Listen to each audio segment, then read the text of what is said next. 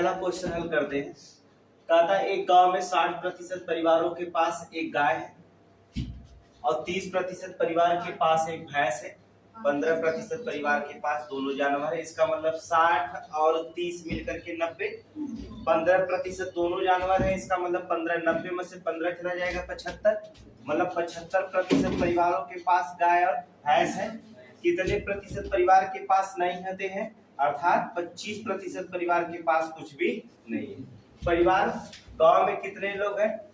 96, 96 परिवार है। 96 परिवार में 25% के पास कुछ भी नहीं है, तो 25 चूक को 100, 4 एकम 4, 4 दूना 8, 4 चूक को 16, 24 परिवार ऐसे हैं जिनमें के पास ना तो गाय है ना तो भैंस। तो कोई क्वेश्चन एकदम सिंपल है। 60% परिवार के पास एक गाय है, 30% परिवार के पास एक भैंस है, 15% के पास दोनों हैं। इसका मतलब 60 और 30 90, 15% घटा देंगे इसमें क्योंकि दोनों लोगों के पास है। इसमें निकला कितना? 75%। 100% में से 75% आप दोनों लोगों के पास है, 25% कुछ भी नहीं है। इसका मतलब होता है 96 का हम परिवार, गांव में कितने परिवार है? 96 परिवार है। 96 का 25% निकालें तो 24 परिवार जो होते हैं ऐसे होंगे जिनके पास ना तो गाय होगी ना तो भैंस होगी। एकदम सिंपल क्वेश्चन। दूसरा क्वेश्चन देखेंगे आप क्या कहता है।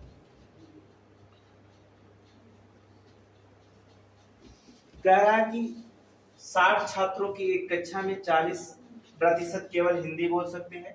इसका मतलब 4 चौक को 16। फिर इसके बाद 25% केवल अंग्रेजी बोल सकते हैं।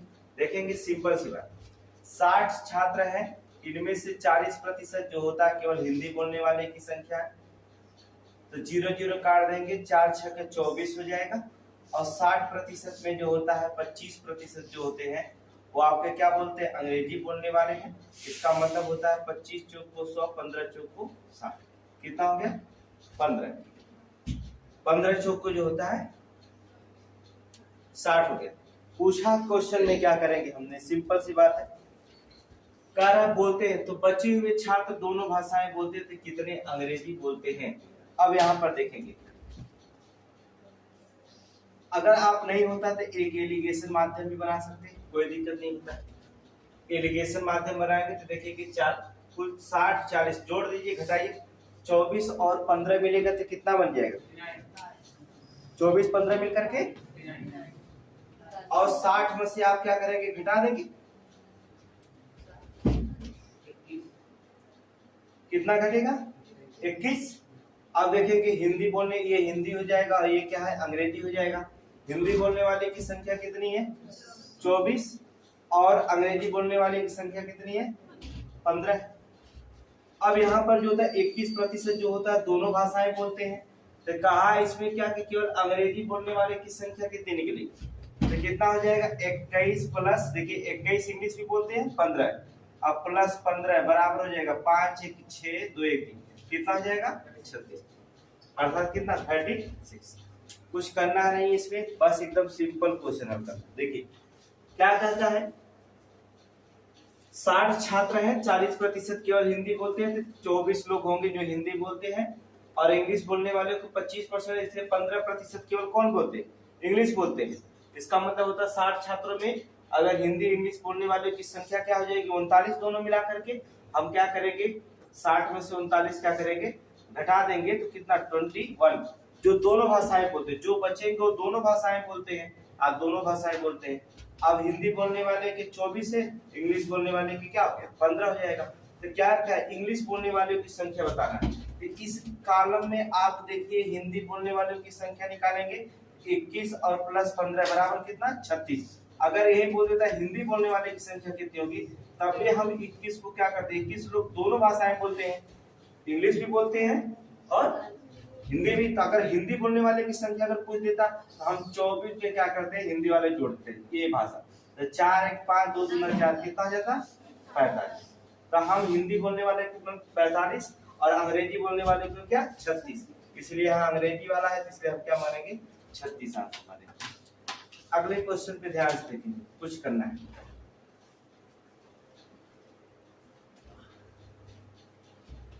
थर्ड क्वेश्चन क्या कहता है?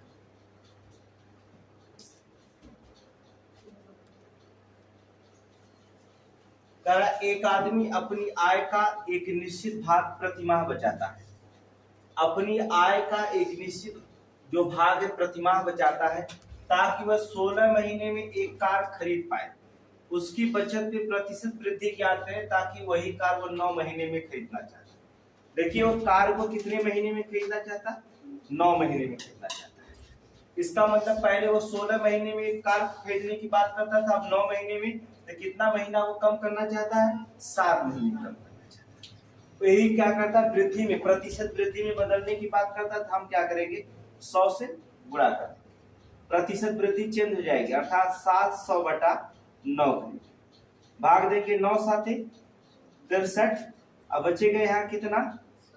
7 बच जाएगा। ठीक है, फिर 9 साथे 63 बचे कितना?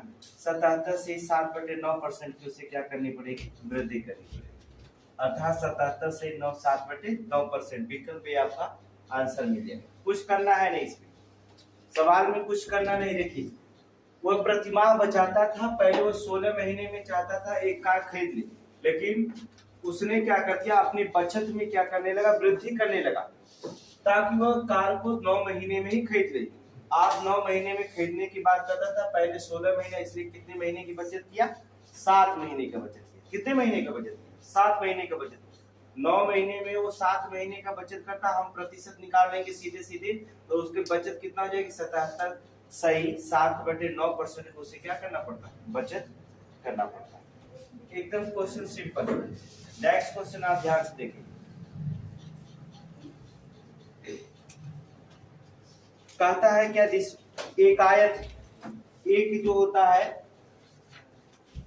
एक आयत की लंबाई को 25% कम कर दिया जाए तो उसकी चौड़ाई में कितने प्रतिशत की वृद्धि की जाएगी जिससे उसके क्षेत्रफल पर कोई प्रभाव ना पड़े? देखिए क्षेत्रफल पर प्रभाव ना पड़े, 25% की वृद्धि करने की बात, 100 में 25% की वृद्धि करने पड़ता है, तो मतलब 100% में 25% की वृद्धि करेगा, उसके प्रभाव कम करने की बात कर रहा है। सॉरी, वृद्धि नहीं करेगा, क्या कर रहा है? कम करने की बात कर रहा है। तब तो बड़े आसानी से लग जाएगा। जब कम करने की बात कर रहा है 25% की, तो नीचे हुआ कितना? वृद्धि ना बदले तो 75 हम रख देंगे, क्योंकि 25% की वृद्धि कम करने की बात कर रहा था, 75% बटे, इसमें हम क्या करेंगे? 100 से क्या करेंगे? गुणा कर देंगे, तो क्षेत्रफल पर कोई प्रभाव नहीं पड़ेगा, प्रतिशत वृद्धि की जाएगी, बस यही वृद्धि हो जाएगी। अब करेंगे क्या? 25 या 75, 100 में 3 के भाग देंगे, 33 से 1/3%, ये आपका क्या हो जाएगा? आंसर हो जाएगा। लेकिन आपको पूरी तरह से समझना होगा कैसे। ये तो एक बिना कलम उठाए आप लगा सकते हैं किसी को। देखिए क्या करेंगे, लंबाई और उसकी जो होती है चौड़ाई, निकलेगा कितना? क्षेत्रफल। अगर लंबाई उसकी 100 है तो चौड़ाई भी उसकी कितनी हो जाएगी? 100 हो जाएगी, तो क्षेत्रफल कितना हो जाएगा? 10 है। अब उसने क्या कहा कि जो आयत की लंबाई है उसमें 25% की कमी कर दे। अगर इसमें 100 में 25% की कमी कर देते तो होता कितना? 75%। चौड़ाई कितनी पता नहीं x, लेकिन कह रहा है कि उसके क्षेत्रफल पर कोई प्रभाव न पड़े। जो क्षेत्रफल है वो 10,000 ही क्षेत्रफल है, इसके पे कोई प्रभाव पड़ना नहीं है। तो हम x की वैल्यू निकाल लेंगे, 25 या 75, अब 25 चौक को 100, अर्थात x की वैल्यू आई 400/3। 100 में वृद्धि हुआ, हम 100 को क्या करेंगे? यहाँ से घटा देंगे। क्या करेंगे? जब 100 को जो वृद्धि हुआ घटा देंगे तो जिससे प्रभाव ना पड़े, तो 100 में 3 का गुणा करेंगे, 300, 100 में वैसे 400 में से 300 चला गया, कितना बचा? 100/3, भाग देंगे, आएगा 33 से 1/3%। फिर भी वही आंसर निकलेगा, कोई प्रभाव नहीं। इसलिए हमने आपको डायरेक्ट बताया कि अगर 25% की कमी हो जाता है कोई प्रभाव नहीं पड़ता है, तो आप सीधे 100 में 25 की कमी हो गया तो 75 बचा हुआ है, आप इसका प्रतिशत सीधे निकाल लीजिए, कोई प्रभाव नहीं पड़ेगा। 25 या 75, अब भाग देंगे 100 में 3 का, तो 33 से 1/3% आपका आंसर निकल जाएगा। तो चाहे तो आप इसे लगा सकते, चाहे तो आपकी एग्जाम में हल करते समय जिस तरह से भी आंसर निकल जाए। देखिए दूसरा क्वेश्चन देखेंगे क्या क्या। नेक्स्ट क्वेश्चन पे देखिए,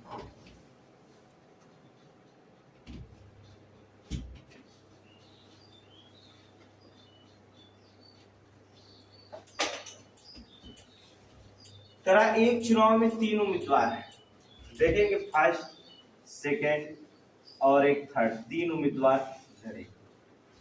थर्ड उम्मीदवार ने 30% मत पाया, कारण तो जीतने वाला जो उम्मीदवार है अपने नजदीकी उम्मीदवार से कम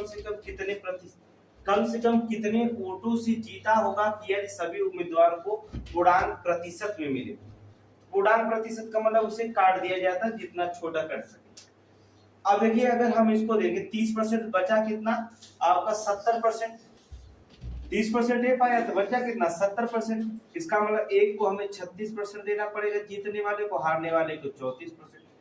क्योंकि अगर इसको हम 35-35 देंगे दोनों को तो बराबर हो जाएगा, तो जीतने वाला कहाँ होगा, इसलिए इसमें हमें कितना देना पड़ेगा 36 देना पड़ेगा, इसको 34।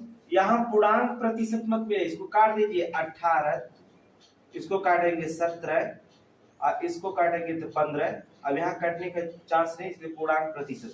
तो कितने प्रतिशत आपको दिखाई दे रहा, ये जीतने वाला 18, हारने वाला 17 थे, कितने प्रतिशत 1% की बात करता है। या आप विकल्प में जोड़ेंगे 1% अर्थात 1% से क्या करेगा चुनाव उम्मीदवार पूर्णांक प्रतिशत से मत मिलेगा, उसको मिलेगा 1%। नेक्स्ट क्वेश्चन पे ध्यान दीजिए, कलम उठाए ना उठाए तभी आपका आंसर वैसे भी निकल जाएगा, सिर्फ 1% से बराबर मिलता है।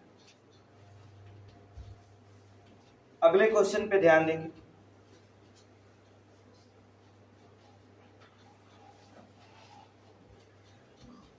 करा किसी चुनाव में उम्मीदवार 10% मतदाताओं ने वोट नहीं डाले और 2500 वोट जो होता है अवैध घोषित कर दिया गया।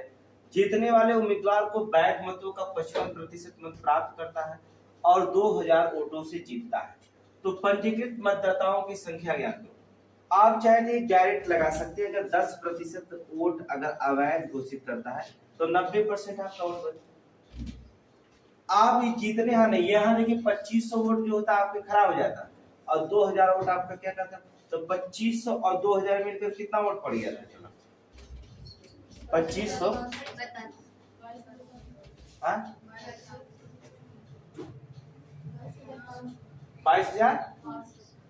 22,500, ये तो 2,000 है। जब ये आपका 2,000 है तो 22,500 कहाँ से पड़ेगा वोट, 45 होगा ना। चलिए तो इसका मतलब ये 2000 20,000 वोट पड़ गया है, तभी आपको विकल्प मिलेगा, क्योंकि यहाँ 25,000 है, यहाँ 30,000 है। अगर ये 2000 है तो वोट कहाँ से पड़ेगा, इसको आप क्या करिए बना लीजिए, यहाँ पर डबल जीरो बढ़ा दीजिए 20,000। अब अगर जोड़ेंगे तो कितना पड़ जाएगा, चलो एक बार लगा के देखो, अगर आंसर निकल जाता तो अच्छी बात है। चलिए छोड़िए, मान लीजिए गांव में टोटल जो होता है पंजीकृत मतदाताओं की संख्या x है, इसमें से 10% अवैध घोषित कर दिया गया तो 90% वोट आपका पड़ा। इस 90% वोट में क्या करेंगे, 25% जो था अवैध घोषित कर दिया गया, 25% क्या है अवैध घोषित कर दिया गया था। टोटल वोट ये क्या करें पड़े हैं, इसमें जीतने वाला कितना पाएगा आप देख लीजिए, 10% हो गया तो 90% में 55% एक पाएगा, तो 45% कितना पाएगा, एक पाएगा। कितने प्रतिशत से ज्यादा वोट से जीता हो, 10% से। इसका मतलब टोटल वो इसका 10% पाया जाता है, तब बराबर कितना हो जाता है 2000। टोटल वोट कितना पाता है 2000। अब इसे काटेंगे, देखेंगे इसके बाद जो होता है, 0 से आप 0 काट दीजिए, कोई दिक्कत नहीं होता है, अर्थात 0 से 0 काट दीजिए, अर्थात 9x/10 = इधर बढ़ा देंगे आप, हो जाएगा 20,000। गुणा करने के बाद इसको क्या करेंगे प्लस और जोड़ देंगे तो कितना हो जाएगा 25, अर्थात 9x = 10 जोड़ेंगे तो कितना आ जाएगा 22,500, 22,500 हो जाएगा। एक जीरो और भी बढ़ा लेंगे तो यहाँ से जीरो हट जाएगा। अब इसे काट दीजिए, x = 9 दूना 18, बचेगा 9 × 5 = 45 और कितना होगा 25,000। कितना वोट पड़ा 25,000, तो 25,000 विकल्प में है सी, आपका आंसर निकल जाएगा। कोई दिक्कत नहीं होता, 25,000 आपके वोट टोटल मिल जाएगा। फिर से सुन लीजिए क्या कहता है। कह रहा पंजीकृत मतदाताओं की संख्या नहीं, 60 में भी लग सकता है, लेकिन आप सुनिएगा। यक्ष है पंजीकृत, 10% के मतदाताओं ने वोट नहीं डाला तो 90% डाला, और उसमें से 2500 वोट अवैध घोषित कर दिए तो 2500 आप हटा देंगे क्योंकि अवैध है। ये टोटल आपका वोट जो होता पड़ गया था। इसमें कह रहा है एक जीतने वाला 55% पाया था, हारने वाला 45 पाएगा। तो हम 55 में से 45 10% वोट से क्या करें पाएगा, 10% वोट से पाया तो कितना वोट पाया उसने, 2000 वोट उसने पाया। अब इसे आप क्या करेंगे, सॉल्व करेंगे, कुछ करना है नहीं, अर्थात 25000 वोट टोटल मतदाता की संख्या पाएगी। चलिए नेक्स्ट देखिए।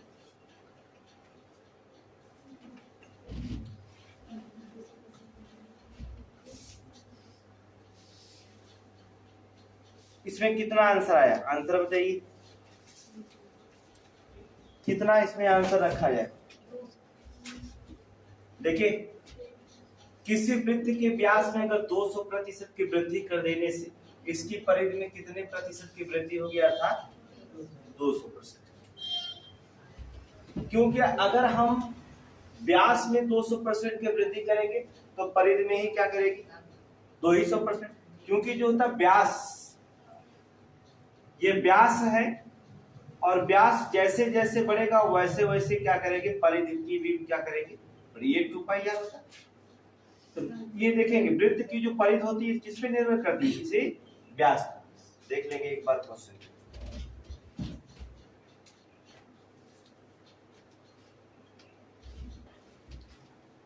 मान लीजिए वृत्त की त्रिज्या जो होती है, आपको दिया रहता है कि वृत्त की त्रिज्या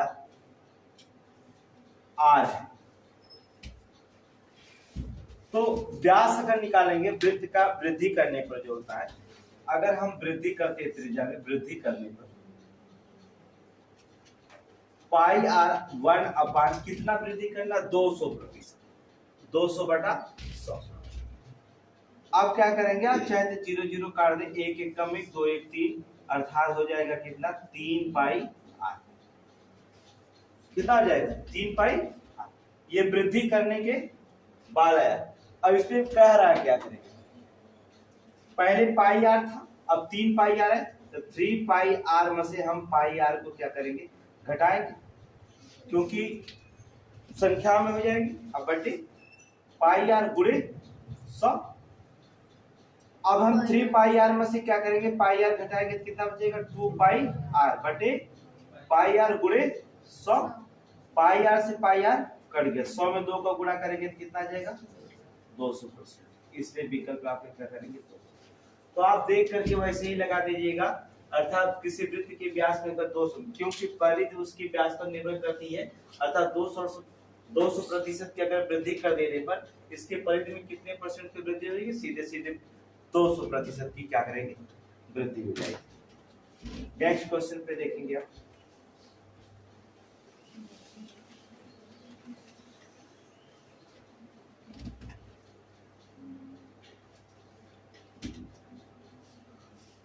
दादा एक कपड़े का पर्यवेक्षक कपड़े का 0.09% भाग त्रुटिपूर्ण होने के कारण खारिज कर देता है।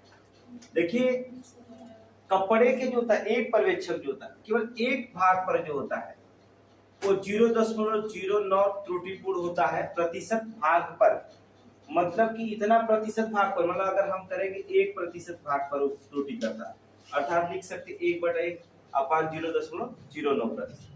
भाग पर त्रुटिपूर्ण होने पर जो होता है खारिज कर देता है। कह रहा 18 कपड़े खारिज करने के लिए, मतलब खाली 1% जो होता है त्रुटिपूर्ण होता है तो वो 0.09%। और सोचिए 18 कपड़े खारिज करने के लिए कितने कपड़ों की निरीक्षण किया जा सकता है। तो आप क्या करेंगे, कुछ करना नहीं, 18 कपड़े को निरीक्षण करने के लिए, ये तो एक भाग पे तो एक कपड़े को होता है, 1% मतलब एक कपड़े को होता है, तो 18 कपड़े को निकालने के लिए हम क्या करेंगे 100 से गुणा करेंगे। यहाँ पर देखिए एक अंक पे 10, 2 अंक पे तो 2 जीरो आप यहाँ बढ़ा दीजिए, कोई दिक्कत नहीं। 2 9 18, 2 पे इसमें गुणा कर दीजिए तो कितना आ जाएगा 20,000 कपड़े। वो कितने कपड़ों का 20,000 कपड़ों का क्या करेगा निरीक्षण करना पड़ेगा। एकदम सिंपल क्वेश्चन, डायरेक्ट आप लगा सकते थे, कोई दिक्कत नहीं होगा, ठीक है। अगले क्वेश्चन पे ध्यान दें।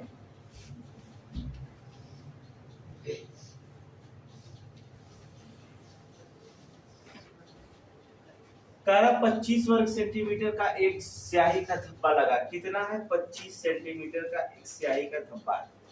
स्याही का धब्बा 25 वर्ग सेंटीमीटर का है। एक स्याही का धब्बा 4% प्रति सेकेंड की दर से क्या करा बढ़ता है? 1 सेकेंड में 4% बढ़ता है। इसका मतलब हो जाएगा 104/100 1 सेकेंड में बढ़ता है। अब देखिए 2 सेकेंड के बाद वो कितना बड़ा होगा? 2 सेकेंड के बाद निकालने के लिए हम क्या करेंगे? 104/100। 1 सेकेंड में 4% तो 2 सेकेंड में 2 बार निकलेंगे। दिक्कत क्या? काट देंगे 25 चौक को 100, इसे काट देंगे 4 एकम 4, 4 दूना 8 कट जाएगा। और फिर इसके बाद बचेगा कितना? यहाँ 4 छक्का 24। अब हम क्या करेंगे? गुणा कर देंगे इसमें 26 में गुणा कर देंगे, या तो छोटा करके गुणा करिए तो फिर गुणा कर दीजिए, सबसे आसान हो जाएगा। ठीक है, तो 26 चौक को होता कितना? गुणा करो जल्दी करो। 26 चौक को याद नहीं पा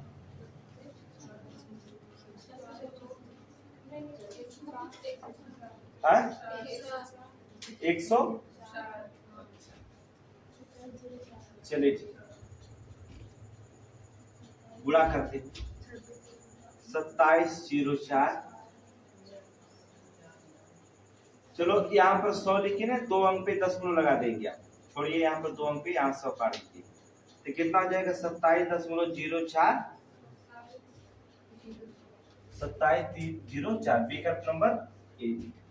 तो गुणा बहुत तेज करना पड़ेगा आपको, नहीं तो आप छोटा करके गुणा करिए, नहीं गुणा करने आता तो सीधे 4 से काट दीजिए। इसे 4 से इसको काट दीजिए, कट जाएगा। फिर 4 से गुणा करके काटिए। अगर गुणा नहीं आपको तुरंत जैसे भी आप हल करिए, कोई दिक्कत नहीं होगा, वैल्यू इसकी निकलनी चाहिए। लास्ट क्वेश्चन देखिए,